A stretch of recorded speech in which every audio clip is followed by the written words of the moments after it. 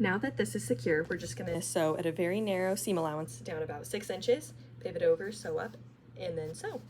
So I will demo this.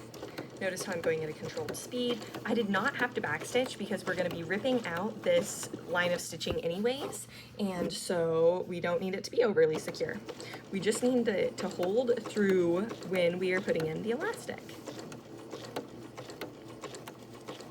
If we were to leave it in and not rip it out, our project would end up looking less professional. So we do want to rip it out, but at the same time, it doesn't have to be in there permanently. So when I get down about 6 inches, I'm going to put my needle into my fabric because I'm going to pivot.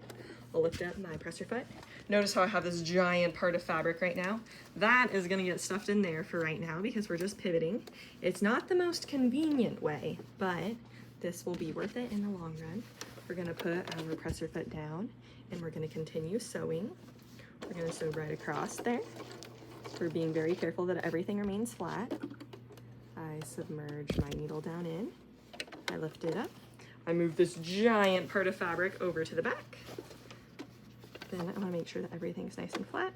I put my foot pedal down and then I continue sewing forward. And I'm gonna sew right to the end. Notice how I'm going at a nice and controlled speed. I'm not rushing, and this will be a huge help in the long run. When we get close to the end there, I'm gonna stop and pull out my pin. I don't wanna hit it, because once again, we don't want it to bend or to break a needle or the pin and to have one of the ends go flying like into your eye. And there we go. Once again, we don't need to backstitch. We'll just pull it up and we can pull this out. We can cut the threads and you're good to move on to the other sides. Good luck.